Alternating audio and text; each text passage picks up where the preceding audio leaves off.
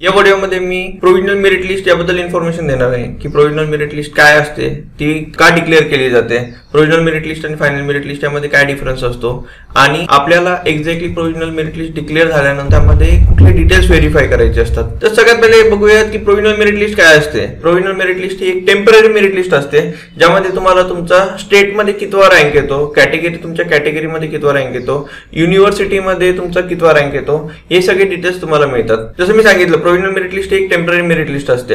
तर यामध्ये जर काही करेक्शन असेल तुमच्या नावाच्या स्पेलिंग मध्ये किंवा तुमच्या मार्क्स मध्ये किंवा तुमच्या कॅटेगरीमध्ये किंवा तुम्ही जे ऑलरेडी रजिस्टर करताना जे डिटेल्स भरले होते ते जर डिटेल्स इथे अपियर होत नसेल किंवा मग त्यामध्ये तुम्हाला काही करेक्शन करून हवे असेल तर ते प्रोव्हिजनल मेरिट लिस्ट डिक्लेअर झाल्यानंतर तुम्ही ग्रीव्हियन्सच्या माध्यमातून ते कन्सर्न तिकीट रेज करू शकतात आणि ते डिटेल करेक्ट करून घेऊ शकतात. प्रोव्हिजनल मेरिट लिस्ट ज्यावेळी डिक्लेअर होते तर त्यावेळी तर तुम्हाला 3 दिवसाचा जो टायमिंग मिळतो त्यामध्ये तुम्हाला तिकीट रेज करायचं असतं. तुम्हाला फिजिकल किंवा मग ऑनलाईन तुम्ही जर स्क्रुटिनी मोड सिलेक्ट केलेला असेल तर तुमचे जे तुम्ही करेक्शन सांगितलेले आहेत ते ऑनलाईन व्हेरीफाय होतील आणि अपडेट होतील आणि यानुसार तुमचा जो स्टेट मेरिट लिस्ट आहे बाकीचे जे तुमचे रँक्स आहेत ते तुमचे चेंज होऊ शकतात.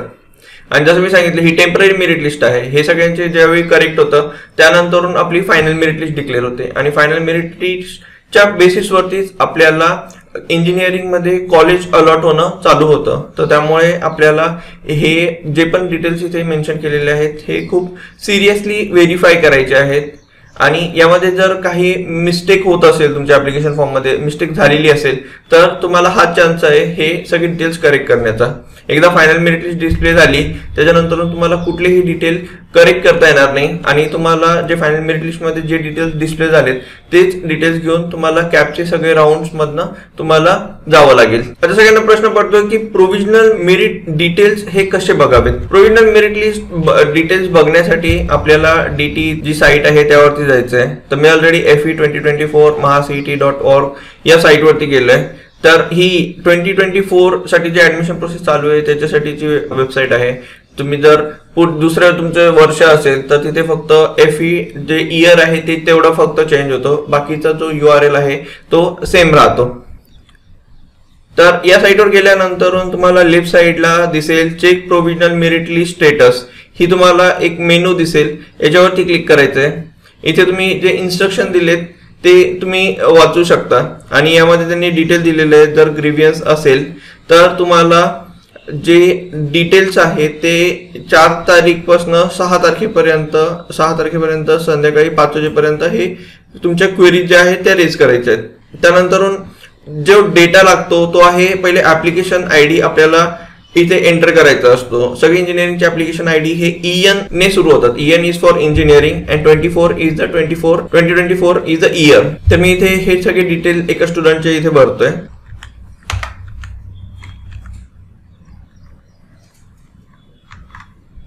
ती डिटेल एंटर केल्यानंतर खालच्या बटनवरती क्लिक करायचं आहे आणि इथे तुम्हाला तुमचे जे प्रोव्हिजनल मेरिट लिस्टचं जे स्टेटस आहे ते इथे डिस्प्ले होईल. इथे तुम्ही बघू शकता state common entrance test Maharashtra, state provisional merit list status for admission first year under graduate technical courses in engineering and technology 4 years. Okay, इथे तुमचा जो ऍप्लिकेशन ID जो तुमचा जनरेट झालेला होता तो इथे बघू शकता.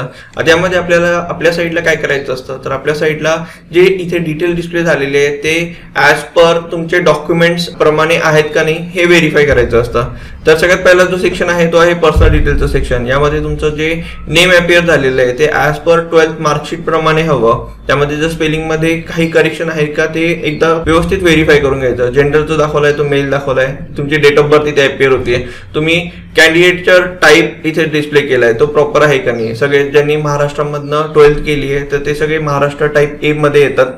त्यानंतर तुमची होम युनिव्हर्सिटी कुठे आहे, जिथं तुम्ही 12th पासआउट झाली त्याचा युनिव्हर्सिटी कुठली येते. तर या स्टुडंटची युनिव्हर्सिटी जी आहे ती आहे सावित्रीबाई फुले पुणे युनिव्हर्सिटी. त्यानंतर तुमची कॅटेगरी डिस्प्ले होतीये की तुम्ही कुठल्या कॅटेगरी थ्रू तुम्हाला ऍडमिशन हवंय. त्यानंतर तुम्ही जर EWS किंवा पर्सन विथ डिसेबिलिटी किंवा TFWS किंवा लिंग्विस्टिक मायनॉरिटी यासाठी जर ऍप्लिकेबल असाल, जर अप्लाय केलं असेल तर त्याचे डिटेल्स इथे व्हेरीफाय करायचे.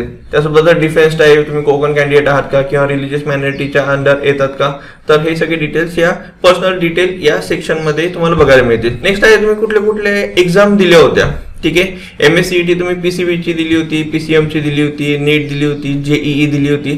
तर ते सगळे चे एक सेपरेट सेक्शन्स इथे अपिअर होतील आणि त्याचे डिटेल्स तुम्हाला व्हेरीफाय करायचे. जसे या स्टुडंटने PCMची CET दिली होती, त्याचा रोल नंबर इथे डिस्प्ले होतोय, त्यानंतर त्याचं नाव डिस्प्ले होतंय, त्यानंतर फिजिक्समध्ये, मॅथमॅटिक्समध्ये, केमिस्ट्रीमध्ये आणि टोटल PCMचा जो स्कोर होता, जो पर्सेंटाईल होता तो इथे डिस्प्ले होतोय.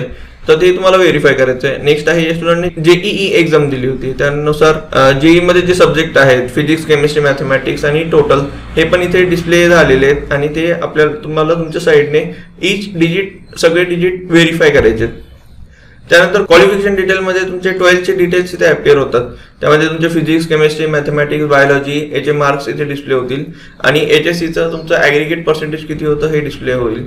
तर हे स्टार्टिंगचे जे सेक्शन आहेत जे मी हायलाईट केलेत, यामध्ये जर काही करेक्शन असेल आणि किंवा ज्यातले जो इन्फॉर्मेशन यावरती शो होतीये ती जर तुमची ॲज पर रेकॉर्ड नसेल तर तुम्हाला ग्रीव्हियन्स रेज करायचं आहे. जर हे ॲज पर रेकॉर्ड असेल, तुमचे ॲज पर डॉक्युमेंट्स असेल तर तुम्हाला ग्रीव्हियन्स रेज करण्याची काहीही गरज नाही.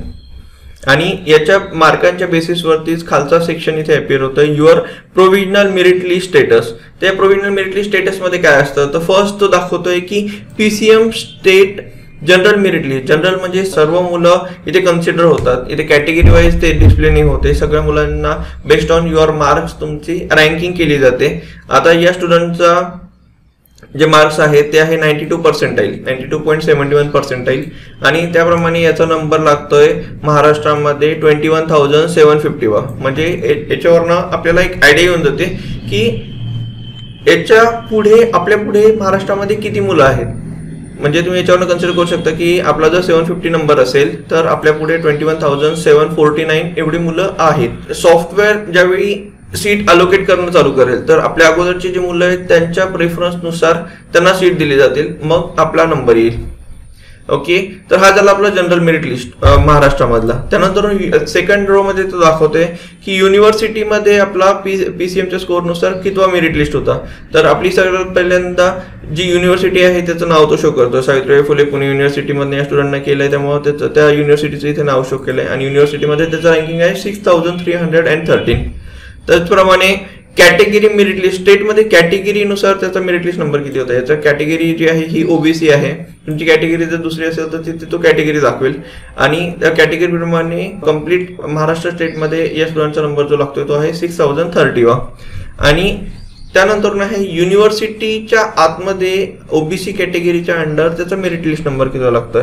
तर इथे तुम्ही बघू शकता ही युनिव्हर्सिटीचं नाव त्यांनी शो केलंय, नंतर कॅटेगरी शो केली आहे, त्याच्यानंतर त्याचा जो रँकिंग आहे as per category OBC category तर त्याप्रमाणे त्याचा नंबर जो आहे 2018 हा लागलाय.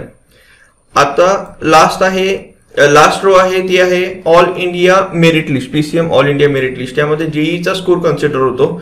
तर JEE ही 2020-24ला दिलेली आणि त्याचा जो पर्सेंटाईल त्याला मिळाला होता तो स्टुडंटचा होता 52.13.